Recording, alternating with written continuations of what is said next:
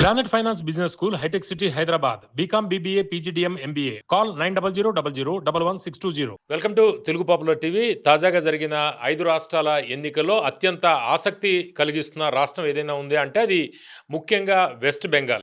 West బెంగాల్లో first phase election జరిగింది. Second phase 29th ఉంది. ఫస్ట్ ఫేజ్లో మనం చూస్తే 92% ఓటింగ్ పర్సంటేజ్ కనిపించింది. ఇది గతం కన్నా కూడా 10% ఎక్కువ. ఎస్ఐఆర్ వచ్చిన తర్వాత జరిగిన ఈ ఎన్నికలు కాబట్టి ఇందులో ఈ 10% కొత్తగా పడింది. అంటే గతంలో 82% నుంచి ఇప్పుడు 92% పోలింగ్ పడింది. ఈ నేపథ్యంలో ఈ 10% ఎవరికి మొగ్గు చూపే అవకాశం ఉంది? అసలు బెంగాల్ టైగర్ ఎవరు? ఈ అంశాల గురించి మనతో మాట్లాడడానికి సీనియర్ జర్నలిస్ట్ సురేష్ కోచట్టిల్ గారు ఉన్నారు. నమస్కారం సురేష్ గారు. సురేష్ గారు, బెంగాల్ టైగర్ ఎవరు కాబోతున్నారు? ఎందుకంటే ఫస్ట్ ఫేజ్ లో 10% పెరిగింది. టైగ్రెస్ కూడా కావచ్చు. టైగ్రెస్ ఆమె 3 సార్లు టైగ్రెస్ ఉంది, మమతా బెనర్జీ. పవన్ గారు ఫస్ట్ టైం ఇండియన్ ఎలక్షన్ హిస్టరీలో, ఎలక్షన్ కమిషనర్ కూడా చెప్పారు జ్ఞానేష్ కుమార్ నిన్న, ఫస్ట్ టైం ఇండియన్ ఎలక్షన్ హిస్టరీలో ఇంత పెద్ద పర్సంటేజ్ ఆఫ్ ఓటింగ్ పడ్డది. దానికి కారణాలు ఉన్నాయి. మన బీహార్లో కూడా చూసాం, దాని తర్వాత ఇప్పుడు మా 2 రాష్ట్రాల్లో చూస్తున్నాం, తమిళనాడు అండ్ వెస్ట్ బెంగాల్. అస్సాం ఓకే, అంతే, that is not a great solution. అక్కడ ఆల్రెడీ ఒక ఎస్ఆర్ జరిగింది, దాని తర్వాత ఎస్ఐఆర్ జరగలేదు. కానీ స్పెషల్ ఇంటెన్సివ్ రివిజన్ జరిగింది, దీని సక్సెస్ ఉందనేది ఒక ఎగ్జాంపుల్ ఇది చూపిస్తుంది. మీకు గుర్తుంటుంది, సుప్రీంకోర్టు కూడా అడిగారు మమతా బెనర్జీ దగ్గర, తమిళనాడులో ఎస్ఐఆర్ జరిగింది, ఏం గొడవ లేదు కదా అక్కడ. ఇనీషియలీ వీళ్ళంతా గొడవ చేశారు, చేయకూడదు అది ఇది అని చెప్పి. కానీ తర్వాత స్టాలిన్ కానివ్వండి, పినరాయి విజయన్ కానివ్వండి, అందరూ దే ఆల్ బికేమ్ క్వైట్, ఎవరు ఎక్కువ లొలి చేయలేదు. మీకు ఒక్కరికే ఎందుకు ఇంత ప్రాబ్లం అని అడిగారు. అది చాలా రోజులు నడిచింది. ఇప్పుడు కూడా మొన్న కూడా లాస్ట్ మినిట్లో వీళ్ళు ట్రై చేశారు. అడ్జుడికేషన్లో ఉన్న, అడ్జుడికేషన్ అంటే ఫస్ట్ ఎస్ఐఆర్ లిస్ట్ నుంచి 60 లక్షల మందిని తొలగించారు. 67 లక్షలు అంటే చనిపోయిన వాళ్ళు, మైగ్రేటెడ్ అంటే ఆ స్టేట్ నుంచి బయటకు వెళ్ళిపోయారు, లేకుంటే duplicate voters. Migration with in the state కూడా కావచ్చు. అంటే నేను కల్కట్టా నుంచి డార్జిలింగ్కి వెళ్ళిపోయి అక్కడ సెటిల్ అయిపోతే కల్కట్టా లిస్ట్లో నా పేరు ఉండదు, లేకుంటే ఇక్కడ నుంచి వెళ్ళిపోయాను బయటికి టోటలీ అంటే దాన్ని లిస్ట్ నుంచి తీసేస్తారు కంప్లీట్గా. వెళ్ళి ముంబైలో సెటిల్ అయిపోయాను, ఢిల్లీలో సెటిల్ అయిపోయాను, హైదరాబాద్లో సెటిల్ అయిపోయాను, then you're removed from the list. మన దగ్గర కూడా ఇప్పుడు మొదలైనాయి ఎస్ఐఆర్ ప్రాసెస్, తెలంగాణలో కూడా. దాంట్లో ఫస్ట్ దాంట్లో 67 లక్షల మందిని తొలగించారు లిస్ట్ నుంచి. ఫస్ట్ 47 ఉండే, దాని తర్వాత ఇంకో 27, 40 + 27 యాడ్ చేశారు. యాక్చువల్లీ 97 లక్షల మందిని ఫైనల్ లిస్ట్లో డిలీట్ చేశారు. ఫస్ట్ 60 ఉండే, దాని +20 యాడ్ చేసి 97 లక్షల మందిని లిస్ట్ నుంచి తొలగించారు. క్లోజ్ టు 1 crore అని చెప్పచ్చు. పాపులేషన్ చూస్తే అక్కడ ఉన్న ఓటర్ లిస్ట్ కింద 7 కోట్లని తగ్గి కిందకు వచ్చింది, 6 కోట్లకి వచ్చింది. నా ఒక టిపికల్ ఎలక్షన్లో ఇది చాలా పెద్ద నంబర్, 1 కోటి మంది ఓటర్లు. అంటే మీకు ఎగ్జాంపుల్ ఇస్తాను ఎందుకు ఇది చాలా క్రూషియల్గా ఉంటుందంటే, 2021లో జరిగిన ఎన్నికల్లో వెస్ట్ బెంగాల్లో గెలిచిన పార్టీ టీఎంసీ, సెకండ్ వచ్చిన పార్టీ బీజేపీ నడుమిట్లో ఉన్న గ్యాప్ టోటల్ 294 స్థానాలకి, సీట్లకి గ్యాప్ మొత్తం అన్ని ఓట్లు కలుపుకుంటే 60 లక్షలు. టీఎంసీకి 2.9, వీరికేమో 2.2 ఎంత వచ్చింది, 2.3 వచ్చింది. సో 60 లక్షల ఓట్ల డిఫరెన్స్ ఉంది బీజేపీకి టీఎంసీకి. ఓకే, సో లిస్ట్ నుంచి ఎంత తొలగించేశారు? 97 lakhs. అంటే ప్రతి కాన్స్టిట్యువెన్సీలో దీని ఇంపాక్ట్ ఉంటుంది. కొన్ని కాన్స్టిట్యున్సీలో ఎక్కువ ఉండొచ్చు, కొన్ని తక్కువ ఉండొచ్చు. ఫర్ ఎగ్జాంపుల్ ముర్షిదాబాద్, మాల్డా, ఈ ముస్లిం డామినేటెడ్ కాన్స్టిట్యున్సీ చాలామంది డిలీట్ చేశారు. అంటే పోయిన ఓట్లన్నీ కూడా మమతాకు పడాల్సిన ఓట్లే అంటారా? చాలా మట్టుకు. ఇంకా కొన్ని మతువా కమ్యూనిటీ ఓట్స్ ఉన్నాయి, హిందూ ఎస్సీ కమ్యూనిటీ వాళ్ళు, బంగ్లాదేశ్ నుంచి వచ్చి సెటిల్ అయిన వాళ్ళు, వాళ్ళకి సిఏఏ ప్రకారం వాళ్ళకి సిటిజన్షిప్ ఇవ్వాలండి. ఇప్పుడు దాకా ప్రాసెస్ మొదలైంది కానీ అందరికి ఇవ్వలేదు, 10% మందికి ఇచ్చి ఉంటారు. వాళ్ళ దాంట్లో చాలామందిని తొలగించేశారు లిస్ట్ నుంచి. అది ఒక బీజేపీకి ఒక బ్యాడ్ లక్ అని చెప్పొచ్చు. వాళ్ళు ముందే ప్లాన్ చేసుకోవాలి ఉండేది. ఎందుకంటే వాళ్ళకి as per CA they are eligible for citizenship, ఇచ్చేస్తే అయిపోతుంది, వాళ్ళు ఓటింగ్ లిస్ట్లో వచ్చేస్తుండే వాళ్ళు. ఇంకా మళ్ళీ 2002కి వెళ్ళక్కర్లేదు. వాళ్ళు 2002లో వచ్చారో లేదో తర్వాత వచ్చారో, it's different thing. So CA rule ప్రకారం వాళ్ళకి సిటిజన్షిప్ రావాలంటే ఎనీవే జరగలేదు. ఇప్పుడు ఈ తొలగించిన లిస్ట్ నుంచి మీరు చూస్తే ఫస్ట్ ఫేజ్లో 154 స్థానాల్లో ఇప్పుడు పోటీ జరిగింది. వెస్ట్ బెంగాల్లో ఈసారి 2 ఫేజ్లో జరుగుతుంది, లాస్ట్ టైం 7 ఫేజ్లో జరిగింది. అంటే చాలా మటుకు వైలెన్స్ ఎక్కువ ఉండే. ఈసారి చాలా స్ట్రిక్ట్ చేసి సెంట్రల్ ఫోర్సెస్ని ఒక నెల ముందే పెట్టి, ఎలక్షన్ అయినాక ఇంకా 6 నెలలు అక్కడే ఉంటారంట వాళ్ళు. అంటే మొత్తం కంప్లీట్ వాళ్ళని పెట్టరు, తగ్గించేస్తారు కొంతమందికి. ఎందుకంటే పోస్ట్ ఎలక్షన్ వైలెన్స్ వెస్ట్ బెంగాల్లో చాలా ఎక్కువ. చాలా మంది తొలగించారు, ట్రాన్స్ఫర్లు జరిగాయి, చాలా హడావుడి జరిగింది కదా. చాలా అది ట్రాన్స్ఫర్లు అన్ని ఈవెన్ తెలంగాణలో ఎలక్షన్ ఉంటే ఇక్కడ కూడా డీజీపీని ట్రాన్స్ఫర్ చేస్తారు, కమిషనర్ ట్రాన్స్ఫర్ చాలా చేస్తారు. మంది పక్కన పెట్టేశారు అక్కడ. అదే అంటారు. సో వాళ్ళకి తెలుసు పొలిటికలీ ఎవరితో ఉన్నారు వీళ్ళని చెప్తే వాళ్ళని తొలగించేస్తారు. ఈవెన్ మన దగ్గర సీఏ లెవెల్లో కూడా ట్రాన్స్ఫర్ నడుస్తుంది. అక్కడ డీజీపీ లెవెల్లో కూడా గొడవలు కూడా అయ్యాయి. సో ఎందుకంటే వాళ్ళు మమతా బెనర్జీతో చాలా క్లోజ్గా తిరుగుతారు. సో ఆబ్వియస్లీ డౌట్ వస్తుంది. దాంట్లో ఒక కమిషనర్ ఆఫ్ పోలీస్ రిటైర్ అయినాక నెల లోపల ఆయన ఎలక్షన్ పోటీ చేస్తున్నారు. రాజ్యసభకు పోటీ చేసి గెలిచారు ఆయన. ఆలోచించండి. ఈ వద్ద Calcutta police commissioner till December, జనవరిలో రాజ్యసభకి నామినేట్ అయిపోయారు. అంటే అంత పొలిటికలీ క్లోజ్గా ఉన్నారు మమతా బెనర్జీ. ఈ the same person who sat with ధర్నా చేసినప్పుడు మమతా బెనర్జీ పక్క నుంచి కూర్చున్న మనిషి ఈయన, Calcutta police commissioner. Anyway, so ఇప్పుడు జరిగిన ఎలక్షన్లో మన ఈసారి ఓటు వేసిన దాంట్లో మనం చూస్తే పర్సంటేజ్ పెరిగింది. వెస్ట్ బెంగాల్లో 92 స్థానాలు, 152 స్థానాలకు జరిగిన ఫస్ట్ ఫేజ్లో 92% ఓట్లు పడ్డది. ఓకే, ఇది కంపేర్ చేసి చూస్తే 2021లో జరిగిన ఎలక్షన్కి ఇది 82.4 ఉండే. సో అప్రాక్సిమేట్లీ 10% అని చెప్పొచ్చు. 9.6% పెరిగింది. అదే టైంలో మీరు తమిళనాడులో చూస్తే, తమిళనాడులో కూడా ఎలక్షన్ ఈ 85% మంది ఓటేశారు. మీరు వెస్ట్ బెంగాల్ కంపేర్ చేస్తే తక్కువ అనిపిస్తుంది కొంచెం. కానీ మీరు వాళ్ళ దాంట్లో మీరు 2021కి వెళ్తే వాళ్ళ దాంట్లో 73 పడ్డది అప్పుడు. అంటే మోర్ దెన్ ఆల్మోస్ట్ 11% ఓట్లు ఈసారి ఎక్కువ పడ్డది అన్నమాట ఇక్కడ. ఓకే, సో ఇది టోటల్ మనం చూస్తే యాపిల్ టు యాపిల్ కంపారిజన్ అంటాం ఇంగ్లీష్లో. ఈసారి ఎన్ని ఓట్లు ఎక్కువ పడ్డది వెస్ట్ బెంగాల్లో? ఫర్ ఎగ్జాంపుల్ 2021లో 3.1 crore ఓటర్స్ ఫస్ట్ ఫేజ్లో ఓట్ చేశారు. అక్కడ అంటే 7 ఫేజ్లు తీసుకొని ఈసారి ఎన్ని కాన్స్టిట్యున్సీస్ ఓటింగ్కి వెళ్ళిందో దాన్ని వాళ్ళు కన్సాలిడేట్ చేశారు. ఓకే, ఎందుకంటే 7 ఫేజ్లో ఉన్నది ఇప్పుడు ఒక ఫేజ్ 2 ఫేజ్లో జరుగుతున్నప్పుడు ఎన్ని కాన్స్టిట్యున్సీ ఈ 154 అక్కడ ఉండదు కదా, ఆ 154 ఎంత పడ్డది ఓటింగ్ అని చెప్పి కన్సాలిడేట్ చేస్తే 3.1 crore 3,10,00,000 అని చెప్పొచ్చు ఓట్లు పడ్డాయి లాస్ట్ టైం. ఈసారి 3.3 crores 3 అంటే ఈవెన్ ఆఫ్టర్ ఎస్ఐఆర్ జరిగిన తర్వాత కూడా ఆల్మోస్ట్ 1 కోటి మందిని తీసేసిన తర్వాత ఓట్లు ఎక్కువ పడ్డది ఈసారి. ఎందుకంటారు? మీ అనాలిసిస్ ఏంటది? Because you are on lower base నుంచి ఆపరేట్ చేస్తున్నారు. ఒకటి ఇంగ్లీష్లో మ్యాథమెటిక్స్లో ఒక ఈక్వేషన్ ఉంటుంది, 100 ఈజ్ టు 80. 100 టోటల్ పర్సంటేజ్ ఉంటే 80% ఓటింగ్ లాస్ట్ టైం పడ్డదంటే ఈసారి మీ బేస్ తగ్గి 90 అయిపోయింది. ఎందుకంటే 10% మీరు తీసేశారు లిస్ట్ నుంచి. 90 ఈజ్ టు వాట్ అట్లా క్యాల్కులేట్ చేసుకోవాలి. రెండో way of looking at it is very simple. మీరు తొలగించారు సార్, కరెక్ట్, 10% మంది 97 అంటే ఆల్మోస్ట్ 1 crore మందిని తీసేశారు లిస్ట్ నుంచి. 7 కోట్ల నుంచి 6 crore అయిపోయినాయి మీ ఓటింగ్. అప్పుడు జెన్యున్ ఓటర్స్ ఓటింగ్కి వస్తారు. Always there is a 10% which is missing. చనిపోయిన వాళ్ళు వచ్చి ఓటు వేయరు కదా, అక్కడి నుంచి వెళ్ళిపోయిన వాళ్ళు, మైగ్రేట్ అయిపోయిన వాళ్ళు ఓటు వేయరు, డూప్లికేట్ వాళ్ళు కూడా ఓటు వేయరు. ఆ ఓట్లు ఉండిపోయింది అట్లనే. 2002 నుంచి ముట్టలేదు ఇది. అది తప్పు. ఎవ్రీ 10 years చేస్తే ఆర్ ఎవ్రీ 10 years 5 years అక్కర్లేదు, 10 years చేస్తే ఈ ప్రాబ్లం ఉండకపోతుంది.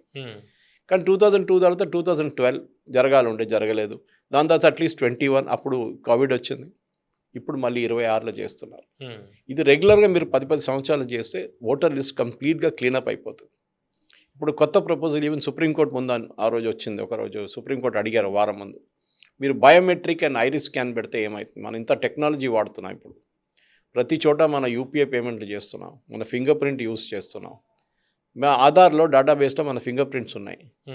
మీరు అది ఎందుకు వాడట్లేదు ఎలక్షన్ బూత్లో? మీరు ఇప్పుడు వెళ్ళారు, మీరు జెన్యున్ పర్సనా కాదా? మీ దగ్గర ఐడిది ఉంది, ఆమె బుర్కా వేసుకొని వస్తుంది ఓల్డ్ సిటీలో, is she the genuine person, Shahida Begum అని వస్తుంది. ఇది షహీదా బేగం అని ఎట్లా తెలుస్తుంది? మీరు బయోమెట్రిక్ పెట్టమని చెప్పండి. అప్పుడు అది ఆధార్ డేటాబేస్ లింక్అప్ చేసి yes she is a person అని చెప్పి ఒక 5 seconds ఎక్స్ట్రా తీసుకోవచ్చు దానికి ఓటింగ్కి. కానీ ఇట్లా జెన్యున్గా మీరు చూడండి, అప్పుడు జెన్యున్ ఓటర్సే వస్తారు. లాస్ట్ టైం చార్మినార్లో ఇదొక పుకార్ వచ్చింది. ఓటింగ్ నడుస్తున్న నడిమిట్లో 10 గంటలకు 11 గంటలకు ఎవరో వాట్సాప్ మెసేజ్ పంపించారు, ప్రతి బూత్లో బయోమెట్రిక్ చెక్ చేస్తున్నారు అని చెప్పి. ఆ టైంలో చార్మినార్లో 40% ఓట్లే పడ్డది. భయపడ్డారు పట్టుకుంటారని చెప్పి.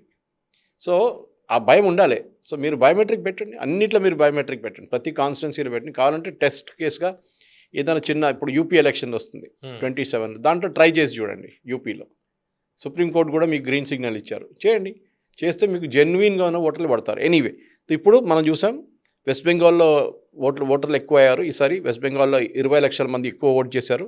తమిళనాడులో 30 లక్షల మంది ఓటు చేశారు ఎక్కువ. ఎస్ఐఆర్లో పోయారు కదా, ఎన్ని ఓట్లు తీశారు ఎస్ఐఆర్లో వెస్ట్ బెంగాల్? ఎస్ఐఆర్లో ఓకే, వెస్ట్ బెంగాల్లో మనం చూసిన 1 కోటి మందిని తీసేశారు, ఆల్మోస్ట్ 97 lakhs. ఓకే, తమిళనాడులో 79 lakhs. అంటే సురేష్ గారు, ఇందాక మీరు చెప్తూ ఈ ఎస్ఐఆర్ వల్ల మమతా బెనర్జీకి నష్టం ఎక్కువగా ఉండేది అనేది మీరు గతంలో కూడా చెప్పారు మీరు. అంటే ఈ లేని ఓట్లు లేని ఓటర్లు ఇలాంటి వాళ్ళని వీళ్ళు మిస్యూజ్ చేశారా ఇప్పటిదాకా? ఉంది, అదే కదా ఎందుకు అబ్జెక్ట్ చేస్తున్నారు. ఒకటి అది మీరు తీసేసిన ఫస్ట్ ఫేజ్లో 65 లక్షల మందిని తీసేశారు కదా, they are dead, duplicate, migrated. ఈ కేటగిరీకి డిస్ప్యూట్ లేదు, మమతా బెనర్జీ కూడా డిస్ప్యూట్ చేయలేదు ఇది. కానీ కొంతమంది చనిపోయిన వాళ్ళు బతుకున్నారని చెప్పి అది ఎప్పుడైనా ఒక 1%, 2% ఉంటుంది. అంటే ఆ పేర్లతో వీళ్ళు వేసుకుంటూ ఉంటారా ఓట్లు? ఆబ్వియస్ లేదు, మన ఓల్డ్ సిటీలో కూడా ఉంటుంది, చాలా ఫేమస్ అది. ఎవడెవడో ఐడి కార్డు తీసుకొచ్చి ఓటేస్తారు. పాత సిస్టమ్ నాకు తెలుసు, నరేంద్ర హిమాయత్ నగర్ నుంచి పోటీ చేసేటప్పుడు ఈఎం జరుగుతుండే, అప్పుడు మాకు తెలుసు. టెక్నిక్లో వాడేవాడు కదా, ఛాంపియన్స్ ఉండే ఆ టైంలో. బికాజ్ ఆ టైంలో టెక్నాలజీ లేదు, ఈవీఎం లేదు, ఎప్పుడు కావాలంటే ఏం చేసుకుంటాడు, 10 సార్లు ఓటేసుకుంటాడు, బయట వచ్చి నెయిల్ పాలిష్ రిమూవర్ పెట్టి తీసేస్తారు అది మార్క్. నరేంద్ర కూడా అలాగే టిట్ ఫర్ టాట్ లాగా చేశారు, ఆయన తెలుసు ఆ గేమ్ అదని. ఆ గేమ్ ఆడాలంటే ఆయన కూడా అదే గేమ్ ఆడారు ఆ టైం. ఎనీవే, సో మనం ఏం చూడాలంటే ఇప్పుడు ఈ వెస్ట్ బెంగాల్లో నేను ఎందుకు చెప్పాను మీకు అంటే, ఈ మమతా బెనర్జీకి ఇంపాక్ట్ ఎందుకు పోతుంది, మనం టోటల్ గ్యాప్ లాస్ట్ టైం నేను ఎక్స్ప్లెయిన్ చేశాను మీకు. మమతా బెనర్జీకి బీజేపీకి 60 లక్షల ఓటు గ్యాప్ ఉండే. అప్పుడు మీరు 294 స్థానాలు డివైడ్ చేస్తే మీకు ఎంత వస్తుంది పర్ కాన్స్టిట్యుయెన్సీ, గ్యాప్ ఎంత వస్తుందని మీరు చూసారు. నేను చెప్పాను మీకు ఈ గ్యాప్ మీరు 97 లక్షలు తీసేస్తే పెద్ద గ్యాప్ వస్తుంది పవన్ గారు. ఇది పెద్ద ప్రాబ్లం కాబోతుంది మమతా బెనర్జీకి. ఓకే, నేను for example I will just divide it and tell you right now ఎంత వస్తుంది అనేది. Okay, let us look at the division of it. ఈ డివిజన్ ప్రకారం మనం చేస్తే ఫర్ ఎగ్జాంపుల్ 97 లక్షల మందిని తీసేశారు, 294 స్థానాలు ఉన్నాయి. నేను అది డివైడ్ చేస్తే యావరేజ్ 32,933 అని చెప్పొచ్చు. ఒక 33,000 పెట్టుకుందాం, 33,000 ఓట్స్ పర్ కాన్స్టిట్యుయెన్సీ నుంచి 33,000 ఓట్స్ మాయమైపోయినాయి. మాయంగా తీసేశారు ఎలక్షన్ కమిషన్. 33,000 ఓట్స్ ప్రతి కాన్స్టిట్యుయెన్సీని యావరేజ్గా తీసేశారు. యావరేజ్, కొన్ని ఎక్కువ ఉంటుంది, కొన్ని తక్కువ ఉంటుంది, ఎట్లయినా. ఓకే, అప్పుడు లాస్ట్ టైం ఒక టీఎంసీ క్యాండిడేట్ 15,000 ఓట్లతో గెలిచింది అనుకోండి, ఈసారి వాళ్ళ సంగతి ఏమవుతుంది? పడతాడు కదా డెఫినెట్గా. సో అది ప్రాబ్లం. కానీ ఈసారి 97 లక్షల మందిలో 20 లక్షల మంది ఎక్స్ట్రా ఓట్ వేశారు. So that is now 77 lakhs. Me number మారిపోయింది ఇప్పుడు, ఎందుకంటే 20 లక్షల మంది ఎక్స్ట్రా ఓటర్లు వేశారు, మీరు ఒరిజినల్లీ 97,000 మందిని తీసేశారు. So let us assume now it is instead of 97 lakhs it is going to be 77 lakhs. Okay, 77 lakh voters అంటే మీరు తీసేసిన నంబర్లో 77 lakhs ఓటర్ తీసేశారు. డివైడెడ్ బై 294 అయితే 26,120. ఓకే, ఇట్స్ వెరీ నంబర్లు చూస్తే మీరు ఇన్ఫ్యాక్ట్ నా అనాలిసిస్ ఇంకా ముందుకెళ్తుంది. మనం ఎగ్జిట్ పోల్స్ మళ్ళీ దాని తర్వాత 4వ తారీఖు మనం చేయబోయే అనాలిసిస్లో కూడా precise I can tell you constituency by కాన్స్టిట్యుయెన్సీలో ఎక్కడా వీళ్ళకి ప్రాబ్లం రాబోతుందని.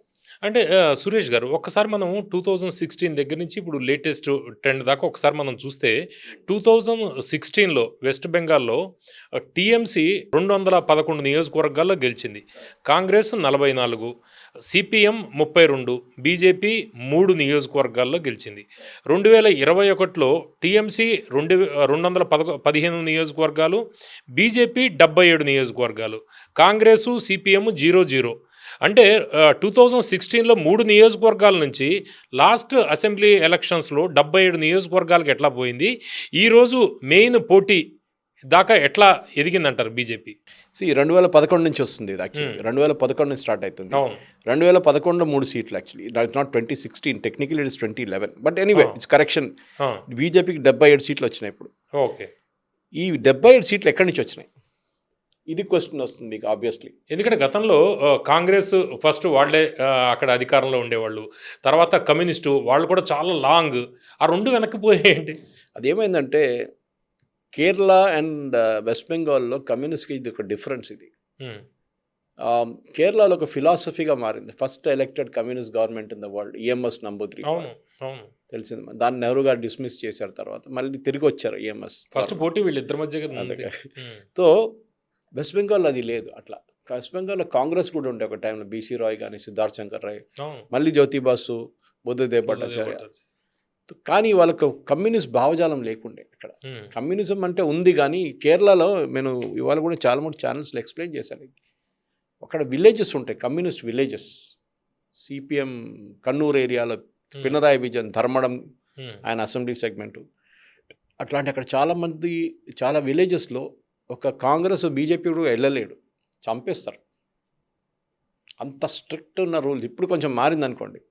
అంటే కమ్యూనిస్ట్ విలేజెస్ 100% వాళ్ళు అక్కడ మమతా బెనర్జీ నిజంగా అక్కడ ఒకడు ఎలక్షన్ బూత్లో కూడా వెళ్ళలేడు.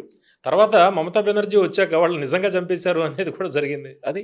సో కానీ వెస్ట్ బెంగాల్ అది కాదు. వెస్ట్ బెంగాల్లో ఉన్న కమ్యూనిస్టు అదే ఉంటే ఇప్పుడు కూడా సిపిఎం చూడండి కేరళలో ఇప్పుడు ఈసారి ఓడిపోతున్నారు వాళ్ళు, కానీ నెక్స్ట్ టైం మళ్ళీ తిరిగి వస్తారు.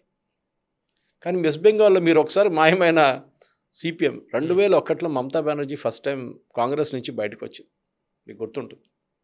ఆమె కాంగ్రెస్ అగ్రెసివ్గా లేదు, కాంగ్రెస్ ఒక స్టేట్మెంట్ ఆమె ఇచ్చారు, ఇందిరాగాంధీ లేని కాంగ్రెస్, రాజీవ్ గాంధీ లేని కాంగ్రెస్ ఏం కాంగ్రెస్ అని చెప్పేసి, దానికోసం నేను బయటకు వచ్చానని చెప్పి లాజిక్ ఇచ్చింది ఆమె. ఆమెకి ఏమనిపించారు, కాంగ్రెస్ అక్కడ అగ్రెసివ్గా లేరు వెస్ట్ బెంగాల్లో, ఈ కమ్యూనిస్ట్ వాళ్ళతోని కుమ్మక్కై వాళ్ళు వాళ్ళ బీ టీమ్గా ఆడుకుంటున్నారని. సో దాన్ని ఛాలెంజ్ చేయడానికి ఆమె బయటకు వచ్చింది. 2001 నుంచి 2010 దాకా ఆమె చాలా కష్టపడి పనిచేసింది. 2011లో ఫస్ట్ టైం ఆమెకు ఒక ఛాన్స్ దొరికింది. వాళ్ళ పార్టీ వచ్చారు కానీ మెజారిటీ అంత ఎక్కువ లేకుండా. 2016కు వచ్చేదాకా మీరు చెప్పినట్టు మెజారిటీ పెరిగింది వాళ్ళకి. ఓకే, 2021లో ఇంకా పెరిగింది మెజారిటీ. ఓకే, ఇది వాళ్ళకి జరిగింది. అంటే 5 సీట్లే పెరిగింది అనుకోండి, 4 సీట్లే పెరిగింది కానీ 2016, but still it is an increase. Communist వాళ్ళది ఏమైంది, కాంగ్రెస్ ఏమైంది? ఈ 44 స్థానాలు ఉన్న కాంగ్రెస్ 0 ఇట్లా అయిపోయారు. దాంట్లో ఒక పెద్ద లెసన్ ఉంది. మీ దగ్గర ఉన్న ఓటింగ్ పర్సంటేజ్ చూడండి, 12.25 + 19.75, మీరు ఇద్దరు కలుపుకుంటే మీకు ఆల్మోస్ట్ 20 + 30-33% ఓట్ షేర్ ఉండే కాంగ్రెస్కి సిపిఎం కలిపి. అది మొత్తం మాయమైపోయి 2.93 + 4.73కి వచ్చేసారు, 6%కి వచ్చేసారు. ఇప్పుడు దేశవ్యాప్తంగా ఇండియా కూటమి అని కలిసి వెళుతున్నారు వీళ్ళు. అక్కడ ఎందుకు అసలు ఆ పార్టీలు రెండూ సరిగ్గా లేవు కదా, కలిసి వెళ్ళడానికి ఏంటి ఇబ్బంది అక్కడ? అక్కడంటే కేరళలో ప్రాబ్లం అవుతుంది వాళ్ళకి. బీజేపీ వాళ్ళు కేరళలో క్యాంపెయిన్ నడిమి ఇట్లా చెప్తుంటారు, వీళ్ళు ఇక్కడ కొట్లాడతారు, వాడయార్ రివర్ అంటే కేరళ తమిళనాడు బార్డర్ క్రాస్ చేయగానే వీళ్ళిద్దరు మళ్ళీ ఫ్రెండ్స్ అయిపోతారు, దోస్త్ అయిపోతారు. తమిళనాడులో వీరిద్దరు కలిసి పోటీ చేస్తారు. అలా అక్కడ కుస్తీ, ఇక్కడ కిలోమీటర్ ఇక్కడ రాగానే తమిళనాడు నుంచి ఇక్కడ రాగానే మళ్ళీ ఇక్కడ కేరళ. సో కేరళలో ఉన్న ఇష్యూ, కేరళలో ఉన్న బీజేపీ వాళ్ళు ఎప్పుడు రిమైండ్ చేస్తుంటారు, వీళ్ళిద్దరూ ఏ టీం బి టీంగా ఆడుకుంటారు, ఇక్కడ ఒకటే డ్రామా చేస్తారు వీళ్ళు, కేరళ నుంచి బయటకు వెళ్ళగానే వీళ్ళు ఫ్రెండ్స్ అయిపోతారు. వెస్ట్ బెంగాల్ ఏమనిపించింది అంటే వీళ్ళకి కూటమికి అది వర్తించదు, ఎందుకంటే దేశవ్యాప్తంగా కానీ సిపిఎం ఈసారి కాంగ్రెస్ సపరేట్గా పోటీ చేస్తారు. ఎందుకంటే లాస్ట్ టైం వీళ్ళిద్దరు కలిసి పోటీ చేస్తారు, జెండాలు పెట్టుకొని తిరిగారు వీళ్ళు, కానీ ఓట్లు రాలేదు. సో వీళ్ళేమంటారు, ఈసారి మేము మా స్ట్రెంగ్త్ చూపిస్తా ఉంటాం. కానీ ఈసారి కూడా మొహమ్మద్ సలీం ఒక ఇంటర్వ్యూ ఇచ్చారు సిపిఎంది, ఈసారి మేము ఘనంగా విజయం సాధిస్తామని చెప్పి. ఆయనకు తెలుసు, మనసులో ఆయనకు తెలుసు ఒక్క సీటు కూడా రాదు. రాహుల్ గాంధీ అయితే నిన్న ఒక స్టేట్మెంట్ కూడా ఇచ్చారు, మమతా బెనర్జీ కావాలని చెప్పి మమ్మల్ని ఇట్లా అడ్డుకొని బీజేపీని గ్రో చేయడానికి ఛాన్స్ ఇస్తుందని చెప్తుంది. సో మీరు చూస్తున్నారు ఈ పాలిటిక్స్ ఎట్లా వచ్చేసిందంటే పవన్ గారు, ఒక బీజేపీలో ఒక అగ్రెషన్ ఉంది, మీరు చూడండి. అది ఈవెన్ పొలిటికల్ కామెంటేటర్స్ కూడా అంటారు, వారు ప్రతి మున్సిపల్ ఎలక్షన్ కూడా చాలా సీరియస్గా తీసుకుంటారు, వాళ్ళు ప్రెస్టీజ్ ఇష్యూగా తీసుకుంటారు. 2 వారాల నుంచి అమిత్ షా గారు వెస్ట్ బెంగాల్లో కూర్చున్నారు, ఆయన ఎప్పుడు చేయరు ఇది. అంటే వాళ్ళకి తెలిసిపోయింది this is the last frontier అని చెప్తారు. ఒకసారి స్టీవ్ వాక్ చెప్పారు టెస్ట్ క్రికెట్ గురించి, test cricket is the last frontier అని చెప్పారు. ఇది సేమ్. సో బీజేపీకి ఏంటంటే ఇటువైపు నుంచి చూసుకుంటూ వస్తే రాజస్థాన్, గుజరాత్, మధ్యప్రదేశ్, మహారాష్ట్ర, ఛత్తీస్గఢ్, ఒడిస్సా, బీహార్, యూపీ, నడిమిట్లో ఒక జార్ఖండ్ మిగిలిపోయింది అంతే. తర్వాత అస్సాం, అక్కడి నుంచి మళ్ళీ ఈ వెస్ట్ బెంగాల్ ఒకటే నడిమిట్లో మిగిలిపోయింది వాళ్ళకి. అంటే ఇప్పుడు బీజేపీ పూర్తి ఫోకస్ వెస్ట్ బెంగాల్లో పెట్టింది. మొదటిసారి వాళ్ళు గెలవాలనేది ఒక ప్రయత్నం చేస్తున్నారు. ఒకవేళ మమతా బెనర్జీ గెలుస్తే, ఎందుకంటే ఎస్ఐఆర్ జరిగింది, వివిధ ఇష్యూస్ ఇవన్నీ కూడా మనం చూసాము, ఇటువంటి నేపథ్యంలో ఆమె గెలిస్తే స్ట్రాంగ్ అపోజిషన్ లీడర్ అయ్యే అవకాశం ఉందా? ఉంది, కానీ వీళ్ళకి చేయనియరు కదా. ఉమ్, రాహుల్ గాంధీని పక్కన ఎట్లా పెడతారు? రాహుల్ గాంధీ ప్రతి ఎలక్షన్ ఓడిపోతారు. ఇది రాహుల్ గాంధీ ఇది 97వ 99వ ఎలక్షన్, ఇది సెంచరీ కొట్టేస్తాడు ఇప్పుడు జల్దీ. ఉమ్, ఇంకొక యూపీ ఎలక్షన్ వస్తే దాంట్లో సెంచరీ అయిపోతుంది బా. ఉమ్, కానీ మనం అర్థం చేసుకోవాలంటే మమతా బెనర్జీకి వెస్ట్ బెంగాల్ నుంచి బయటికి వెళ్ళడానికి ఇంట్రెస్ట్ లేదు ఎక్కువ. ఆమెకు భయం ఉంది, వెస్ట్ బెంగాల్ ఆమె ఫోకస్ పెట్టకపోతే దెన్ బీజేపీ గుంజుకుంటారని. దూరిపోతారు వీరు. ఇది మీరు ఆలోచించండి, ఒక్క సీటు ఉన్న బీజేపీ, 3 సీట్లు ఉన్న బీజేపీ 3 సీట్ల నుంచి ఎక్కడి దాకా వచ్చారు వాళ్ళు ఇప్పుడు? 77 ఎవరికి వచ్చారు వాళ్ళు? You should appreciate that. And that to for a state where BJP's presence was nothing. Tripura కూడా సంథింగ్ సిమిలర్. పవన్ గారు అది విచిత్రం కదా అది. అక్కడ మాణిక్ సర్కార్ ఎన్ని సంవత్సరాలు పరిపాలిస్తారు? I think is longer than Jyoti Basu. అవును, గెలిచారు అక్కడ బీజేపీ. ఎందుకు? అవును. అక్కడ మన రాకా సుధాకర్ లాంటి వాళ్ళు, ఇట్లాంటి వాళ్ళు చాలామంది సంఘ్ కోసం పని వాళ్ళ జీవితం మొత్తం దాన్ని అంకితం చేశారు. వాళ్ళు um, they literally sacrifice their lives for RSS. They కష్టపడి ఏకల్ విద్యాలయ కానీ, శిశు మందిర్లు కానీ, చిన్న చిన్న క్లినిక్ కానీ, హాస్పిటల్, చాలామంది వేలాది మంది సంఘ్ వాళ్ళు పనిచేశారు అక్కడ. ఉమ్, అది బీజేపీకి ఇప్పుడు పనికొచ్చింది త్రిపురలో.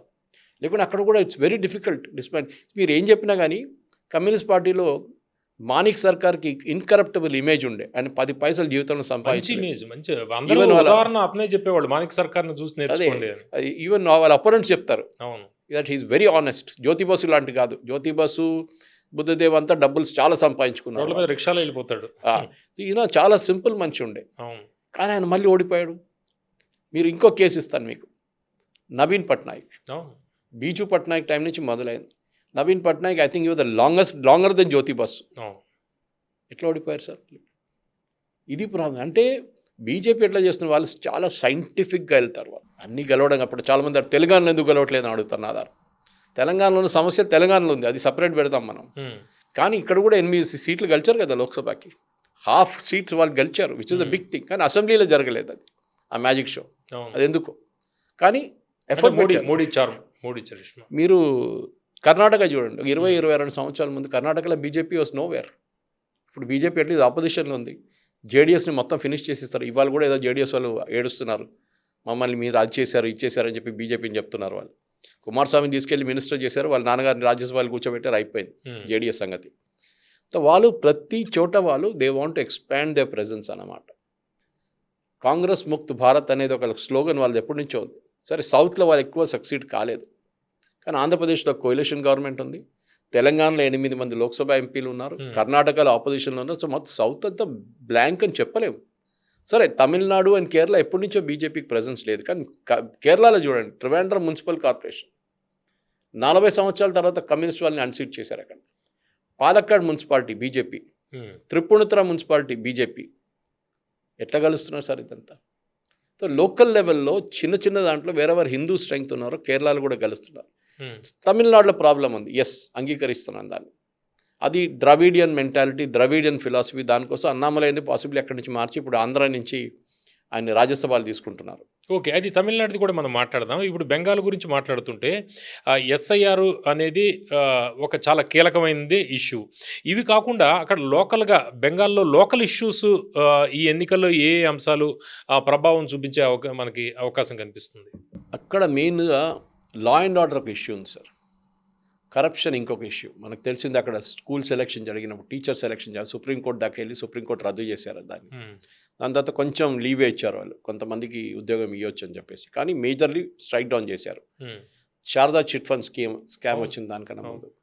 ఆర్జీ కార్ మెడికల్ కాలేజ్లో రేప్ కేసు జరిగింది, అమ్మాయి చంపేశారు రేప్ చేసి. వాళ్ళ మదర్ కాంటెస్ట్ చేస్తున్నారు బీజేపీ టికెట్ మీద. ఒక లా అండ్ ఆర్డర్ ఒకటి, నెక్స్ట్ ఈ కరప్షన్ ఒకటి. మూడవది అన్నిటికంటే ఇంపార్టెంట్, వెస్ట్ బెంగాల్లో ఎంప్లాయ్మెంట్ లేదు. ఒక్క కంపెనీ అని చెప్పలేము, కానీ మీరు కర్ణాటక కానీ పక్కన ఉన్న యూపీ కానీ మీరు ఈవెన్ ఒడిశా చూస్తే, ఆంధ్ర తెలంగాణ అని చూస్తున్నప్పుడు డెవలప్మెంట్ అస్సలు లేదు వెస్ట్ బెంగాల్లో. అది కమ్యూనిస్ట్ టైం నుంచే ఉంది, ఆ భావజాలంతోనే వచ్చింది అది. మీరు కంపెనీ పెట్టగానే ముందాడు జెండా పెట్టేస్తాడు దాని ముందు. కేరళలో కూడా అదే ఫిలాసఫీ. టాటా చూసాం కదా, సింగూరు నుంచి పారిపోయారు వాళ్ళు. ఇది మమతా బెనర్జీ చేసింది కదా. ఆ రోజు మమతా బెనర్జీ ఒక నెగటివ్ ఇమేజ్ వచ్చింది, యాంటీ డెవలప్మెంట్. బ్రిటిష్ హయాంలో British government east India company రాజధాని ఉండే కలకత్తా, ఢిల్లీ కాదు. అక్కడి నుంచి ఇప్పుడు చూడండి ఎక్కడికి వచ్చారు. Bengal things today, India things tomorrow అనేటోళ్ళు ఇప్పుడు బెంగాల్కి అసలు ఎవరు పట్టించుకోవట్లేదు. ఓల్డ్ ఏజ్ హోమ్గా మారిపోయింది. ముస్లింలు ఉంటున్నారు, యంగ్స్టర్స్ అందరూ వెళ్ళిపోతున్నారు, ఉమ్. బయటికి వెళ్తున్నారు, లేకుంటే మిగతా స్టేట్స్కి వెళ్ళిపోతున్నారు. ఇది ప్రాబ్లం. ఇప్పుడు ఫస్ట్ ఫేజ్ అయింది, ఇప్పుడు సెకండ్ ఫేజ్ ఉంది. ఫస్ట్ ఫేజ్ మీద మీ అనాలిసిస్ ఏంటి? ఇప్పటిదాకా జరిగింది ఎవరికి ఎడ్జ్ ఉండే అవకాశం ఉంది? రేపు సెకండ్ ఫేజ్కి ఫస్ట్ ఫేజ్కి తేడా ఏదైనా ఉందా? ఎస్, మైనారిటీ డామినేటెడ్ కాన్స్టిట్యున్సీ, కొన్ని కాన్స్టిట్యున్సీలో మిద్నాపూర్, ముర్షిదాబాద్, ఫస్ట్ ఫేజ్ మాల్డా, దీంట్లో చాలా మటుకు 50-60% ముస్లిం పాపులేషన్ ఉంది. అక్కడ మీరు బీజేపీ ఏ సర్కస్ చేసినా కూడా గెలవలేరు అక్కడ. అంటే ఫస్ట్ ఫేజ్లో వీళ్ళకి అన్నీ ఉన్నాయి, రెండు ఉన్నాయి. బీజేపీ నార్త్ బెంగాల్లో కూడా ఎలక్షన్ జరిగింది. North BJP strong area. So మనం సపరేట్ ఫేసెస్ చూడకుండా మనం ఫైనల్ అనాలిసిస్ 29 తారీఖు పడినప్పుడే మనకు తెలిసిపోతుంది ఎంత అని. ఎందుకంటే నేను చెప్పాను చూడండి, ఈ 97 లక్షల మందిని తీసేశారు. దాని ప్రతి కాన్స్టిట్యున్సీ మీద ఇంపాక్ట్ ఎంత ఉందో చూడాల్సి వస్తుంది మనకి. నేను అనలైజ్ చేస్తున్నాను. బహుశా ఇంకొక 3-4 రోజుల్లో నాకు ప్రతి కాన్స్టిట్యున్సీలో లాస్ట్ టైం జరిగిన మార్జిన్ ఎంత, కానీ మనకి ఎన్ని ఓట్లు పడ్డాయి ఈసారి, దాన్ని బట్టి మనం చూడాల్సి వస్తుంది. Okay. For example last time నేను చెప్పాను చూడండి, 15 ఓట్లతో గెలిచారు. అదే కాన్స్టిట్యున్సీలో 25 ఓట్లు తీసేశారు. ఈసారి ఎన్ని ఓట్లు పడ్డది మనం చూస్తున్నది. 97 lakhs తీసేశారు సార్ మొత్తం అక్రాస్ ద స్టేట్. ఈసారి ఓటేసినప్పుడు 20 లక్షల మంది ఎక్స్ట్రా ఓటేశారు లాస్ట్ టైం కన్నా. So what is the final number అనేది మనకు తెలియాలన్నమాట. అది బీజేపీకి ఒక చరిష్మా ఉన్న నాయకుడు లేకపోవడం అదేదైనా ఇష్యూ అవుతుందా? అది పెద్ద ఇష్యూ కదండి. అది ఇప్పుడు మీరు బీహార్, మీరు ఢిల్లీ చూడొచ్చు. ఢిల్లీలో వాళ్ళకి చీఫ్ మినిస్టర్ ఫేస్ ఉన్నారా? లేదు. మదన్ లాల్ ఖురానా, సాహిబ్ సింగ్ వర్మ, వీళ్ళందరూ, డాక్టర్ హర్షవర్ధన్ అంతా పోయిన తర్వాత ఎవరు లేరు వాళ్ళకి. మీరు రాజస్థాన్ చూడండి, స్కిండియా ఫ్యామిలీ, వసుంధరాజే, ఆమెను పెట్టారు. కానీ ఆమె ఏం చేస్తుంది? ఆమెను తీసి పక్కన పెట్టి కొత్త మనిషిని కూర్చోబెట్టారు. ఛత్తీస్గఢ్లో రమణ్ సింగే ముఖ్యమంత్రి అనుకున్నారు అందరూ. రమణ్ సింగ్ని పక్కన పెట్టి ఇంకొత్తని తీసుకొచ్చారు. బీజేపీ పాలిత రాష్ట్రాల్లో ఒకళ్ళిద్దరు తప్ప అసలు సీఎంలు ఎవరో తెలియదు. ఎగ్జాక్ట్లీ. మధ్యప్రదేశ్లో శివరాజ్ సింగ్ చౌహాన్ అనుకున్నారు, 22 సంవత్సరాలు పరిపాలించారు. ఆయనే ఉండొచ్చు 100% అన్నారు. లడ్కీ బెహన్ స్కీమ్ అది తీసుకొచ్చారు, దాంతో బీజేపీ గెలిచారని అందరూ అంగీకరిస్తున్నారు. కానీ ఎలక్షన్ అయిన తర్వాత ఆయన్ని కొత్తని కూర్చోబెట్టారు. బీజేపీ నెక్స్ట్ జెన్కి వెళ్తున్నారు బేసిక్లీ. వాళ్ళు యంగ్స్టర్స్ అంటే ఒక 40-45 ఏజ్లో ఉన్న వాళ్ళని పెడతారు. ఇక్కడ ధర్మేంద్ర ప్రధాన్, ఆయన అనుకున్నాడు ఒరిస్సా నాదే, ఎలక్షన్ మొత్తం పాప ఆయనే కష్టపడ్డాడు, కానీ లాస్ట్ ముఖ్యమంత్రి ఇంకొక ఆయన చేశారు. అంటే 2-3 టర్మ్స్ ఉంటే వాళ్ళు ఎస్టాబ్లిష్ అవుతారా? పేరు తెలుస్తుంది. అంటే నెక్స్ట్ జనరేషన్ తయారు చేస్తున్నారు వాళ్ళు. అది బేసిక్లీ. ఎందుకంటే ఉన్న పాత జనరేషన్ చూసి బోర్ కొడుతుంది. ఓకే. సో కొత్త వాళ్ళు తీసుకొస్తున్నారు. సో మీకు ముఖ్యమంత్రి అనే ఒక ఫేస్ అక్కర్లేదు. బీహార్లో ఎక్కడ ఉండండి బీజేపీకి? ఓకే, సుశీల్ కుమార్ మోదీ గారు ఉన్నారు. ఆయన పోయిన తర్వాత కూడా, ఆయన ఉన్నప్పుడు కూడా ఆయన ఓన్లీ డెప్యూటీ సీఎంగానే ఉండే. ఆయన ఎప్పుడు ఆయన సీఎంగా ఆయనకి ఛాన్స్ ఇవ్వలేదు నితీష్ కుమార్ లాంటి వాళ్ళు. కానీ ఇప్పుడు చూడండి, ఇప్పుడు బీజేపీ ముఖ్యమంత్రి వచ్చేసారు. అక్కడ కూడా నితిన్ నవీన్, ఎక్కడలే నితిన్ నవీన్ తీసుకొచ్చి బీజేపీ ప్రెసిడెంట్ చేశారు. సో వీళ్ళది పార్టీ స్ట్రక్చర్ ఎట్లా ఉందంటే, వీళ్ళొక పార్టీ మెషినరీ మీద పనిచేస్తారు మొత్తం బూత్ లెవెల్ నుంచి. మిగతా వాళ్ళందరూ టాప్ డౌన్ పనిచేస్తారు. కాంగ్రెస్ హయాంలో చూడండి, కాంగ్రెస్లో లీడర్లు ఎక్కువ, ఫాలోవర్స్ తక్కువ.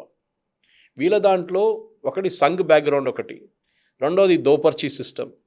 ప్రతి బూత్లో 10 మంది పన్నా ప్రముఖులు, ప్రతి బూత్లో 10 మంది ఉంటారు.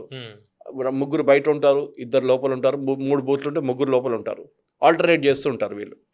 వాళ్ళకి ఒక స్ట్రక్చర్ ఉంది. సరే, వాళ్ళకి తిండి పెట్టాలంటే ఆరో తిండి పెడతారు, కానీ మిగతా వాళ్ళు అట్లా కాదు.